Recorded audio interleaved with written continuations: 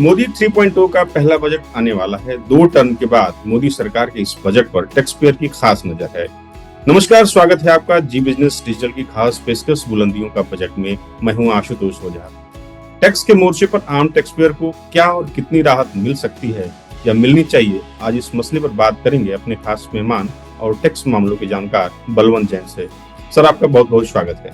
Sir, सबसे पहला सवाल हम ये पूछना चाहेंगे कि ये पहला बजट मोदी 3.0 का है। क्या लग रहा है सर, किस तरह की उम्मीदें हैं इस बार के बजट से आपको?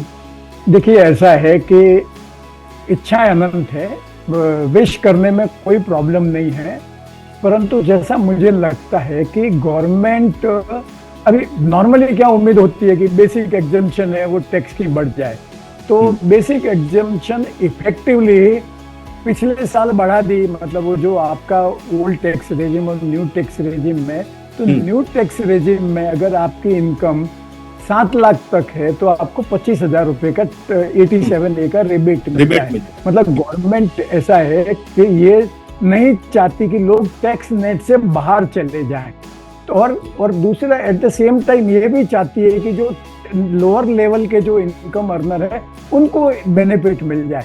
तो जो जिनकी इनकम 7 लाख से कम है और अगर न्यू टैक्स रेजिम ऑप्ट करते हैं तो इफेक्टिवली उनके लिए कोई टैक्स लाइबिलिटी नहीं बनती है।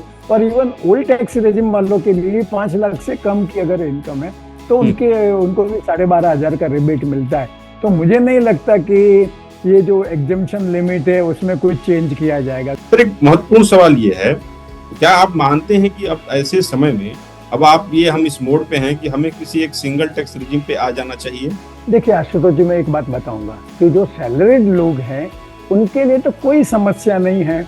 आप अपना एम्प्लॉयर से चाहे ओल्ड टैक्स रेजिम ऑप्ट करिए, न्यू टैक्स रेजिम ऑप्ट करिए, जब आप अपना इनकम टैक्स का रिटर्न भरने बैठते हैं तब दोनों साइड की कैलकुलेशन करने बैठिए। जब आप आप ओल्ड टैक्स रेजिम में भी देखिए कि क्या टैक्स आता है, न्यू टैक्स रेजिम में भी क्या टैक्स आता है, और जो आपको बेनिफिशियल है वो आप चूज करिए। मतलब जो सैलरीड लोग है वो हर साल बिटवीन ओल्ड टैक्स रेजिम और न्यू टैक्स रेजिम चेंज कर सकते हैं। जो बिजनेस वाले हैं उनके लिए थोड़ा कॉम्प्लिकेटेड है। मतलब एक बार आप चले गए तो सिर्फ अभी जैसे न्यू टैक्स रेजिम डिफॉल्ट हो गया तो एक बार आप ओल्ड टैक्स रेजिम ऑप्ट कर दिया तो सिर्फ एक बार ही बाहर आ सकते हैं। मतलब आप हर साल टू एंड फ्रो नहीं कर सकते। देखिए ऐसा आशुतोष जी कि भारत में जो है सोशल सिक्योरिटी सिस्टम नहीं है, तो और अगर फोर्स नहीं किया जाए आपको तो नॉर्मली लोग सेव नहीं करते। आप देखेंगे कि भैया कितना मेरे को पीपीएफ में डालना है, उस हिसाब से ही डालते हैं। मतलब हालांकि आप 1.5 लाख रुपए तक सेव कर सकते हैं पीपीएफ में, पर लोग पैसा उतना ही डालते हैं जितनी जरूरत होती है। और चूंकि रिटायरमेंट है वो सबसे इम्पोर्टेंट ऑब्जेक्ट है, इसके लिए गवर्नमेंट गवर्नमेंट तो चाहेगी कि सबको न्यू टैक्स रेजिम दे दिया जाए, पर मेरे हिसाब से ओल्ड टैक्स रेजिम भी अवेलेबल होना चाहिए। सिंगल टैक्स रेजिम करें तो इसमें आपको क्या लगता है कि सरकार के लेवल से चैलेंजेस है या फिर हमारे जो आप बता रहे हैं कि हमारा जो सोशल सिक्योरिटी का जो एक बड़ा इशू है वो एक बड़ा मसला सामने है?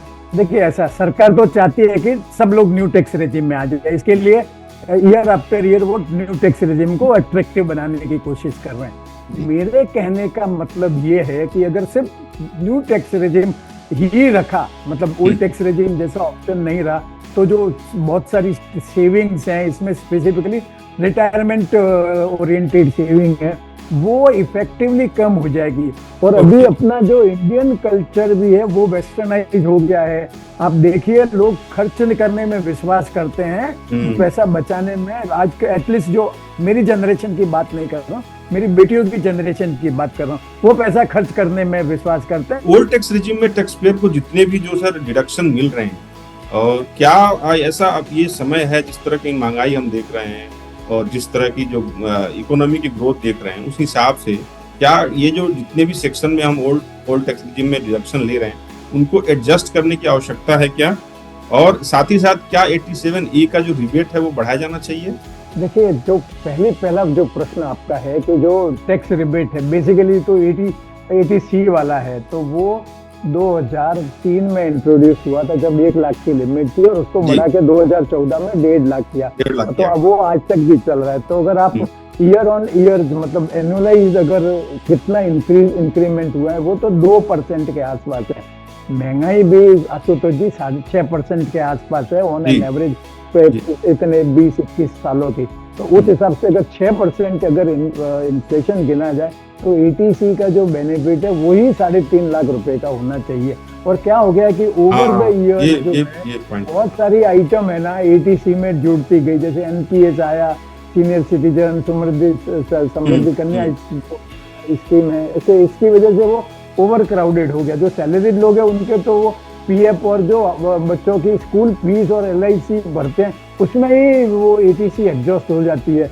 तो उनको तो जैसे होम लोन भी लेते हैं तो वो भी वेस्ट हो जाता है, ओवरफ्लो हो जाता है प्रिंसिपल रीपेमेंट का डिडक्शन। तो एटीसी का जो लिमिट है वो बढ़ाने की जरूरत है, पर मुझे लगता नहीं कि गवर्नमेंट बढ़ाएगी। गवर्नमेंट तो धक्का देके आपको ओल्ड टैक्स रेजिम से न्यू टैक्स रेजिम में डालना चाहती है। अच्छा सर, रिबेट बढ़ाया जाना चाहिए। 87A का जो रिबेट है उस पर क्या कह रहे हैं, वो थोड़ा सा क्योंकि सर देखिए कुल बात यह है कि आप कहीं ना कहीं एक टैक्स पेयर को भी तो राहत दिखनी चाहिए। लंबे समय से हो गया 2014 के बाद आप खुद कह रहे हैं कोई चेंजेस नहीं हुए उसमें डिडक्शन में, तो कम से कम रिबेट तो बढ़ा सकते हैं। जहां तक 87A के रिबेट की बात है, एक तो सेक्शन 80C है, वो तो जो आप इन्वेस्टमेंट वगैरह करते हैं वगैरह उसका डिडक्शन है। 87A का रिबेट जो है वो इफेक्टिवली जो लोअर इनकम ग्रुप में है उनके लिए, जैसे ओल्ड टैक्स रेजिम में जो 5 लाख तक टैक्स फ्री, 5 लाख तक इनकम है तो टैक्स कोई टैक्स भरने का नहीं आता, 12,500 का रिबेट है। अगर न्यू टैक्स रेजिम ऑप्ट करते हैं तो उसमें 7 लाख तक का हायर स्लैब, हायर थ्रेशोल्ड और उसमें 25,000 का रिबेट मिलता है। 87A में क्या इनकंसिस्टेंसी है कि एक तो अगर आप न्यू टैक्स रेजिम ऑप्ट करते हैं जी और अगर आपकी इनकम 7 लाख से थोड़ी सी ज्यादा है या ज्यादा है, बरोबर है, तो आपकी जो टैक्स लायबिलिटी है वो जो जितनी इनकम ज्यादा है उससे ज्यादा नहीं होगी। जैसे मान लीजिए आपकी 7,10,000 रुपया इनकम है तो 7 लाख से आपकी जो टैक्स लायबिलिटी है वो 25-26 हजार के आसपास आएगी। तो आपकी जो टैक्स लायबिलिटी है वो 10,000 से ज्यादा नहीं होगी। मतलब इसको मार्जिनल रिलीफ बोलते हैं, मतलब टैक्स की मार्जिनल इनकम से ज्यादा नहीं हो सकती। तो ये जो मार्जिनल रिलीफ है वो सिर्फ न्यू टैक्स रेजिम वालों को ही है, ओल्ड टैक्स रेजिम वालों को क्यों नहीं? ओल्ड टैक्स रेजिम में अगर आपकी 5 लाख के ऊपर एक बार इनकम गई तो आपको पूरे 2.5 लाख से टैक्स भरना पड़ेगा।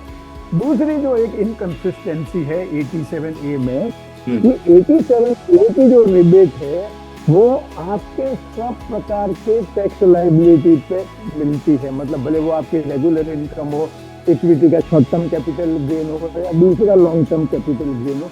जो इक्विटी, लिस्टेड इक्विटी का जो लॉन्ग टर्म कैपिटल गेन है, इक्विटी ओरिएंटेड स्कीम का लॉन्ग टर्म कैपिटल गेन है, उस पर नहीं मिलती। मतलब उल्टा तो ये होना चाहिए कि गवर्नमेंट इक्विटी कल्चर को बढ़ावा देना चाहती है।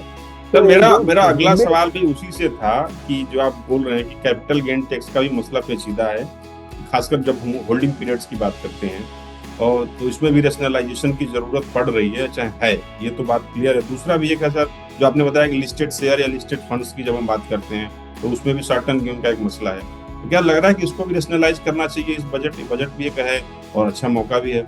देखिए ऐसा है, जैसे आपने पॉइंट आउट किया कि जो कैपिटल गेन में जो होल्डिंग पीरियड की जो रिक्वायरमेंट है ना वो इनकंसिस्टेंट है। मतलब इनिशियली जो है वो 36 मंथ का रिक्वायरमेंट था, 36 मंथ के ऊपर रखा है तो वो लॉन्ग टर्म हो जाता था, नहीं तो शॉर्ट टर्म। फिर कभी जैसे रियल एस्टेट मार्केट को, इंडस्ट्री को बूस्ट देने के लिए वो होल्डिंग पीरियड घटा के 24 महीना कर दिया। इक्विटी मार्केट को बढ़ावा देने के लिए वो 12 महीना कर दिया।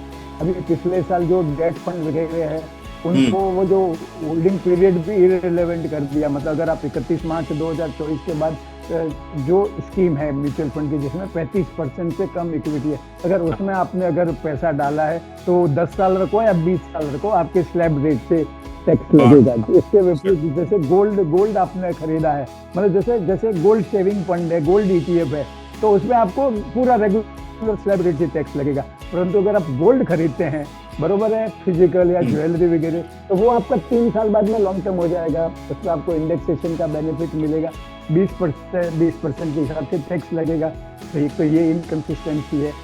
एक जैसे आपका जैसे गोल्ड का होल्डिंग पीरियड रिक्वायरमेंट 36 महीना है, लैंड जी। एंड बिल्डिंग का 24 महीना है। हम्म, तब ऐसा है कि जमीन और मकान कौन 24 महीने रखने के लिए खरीदता है, वो नहीं तो नहीं, सालों साल रखने के सालों लिए साल खरीदता है। हाँ अगर बिल्कुल। अगर आपको कभी भी जरूरत पड़ गई, पैसे की जरूरत पड़ गई, तो आप घर बेचने या जमीन बेचने के लिए नहीं निकालेंगे, आपके पास जो हम्म, सोना या चांदी है वो बेचने निकालेंगे।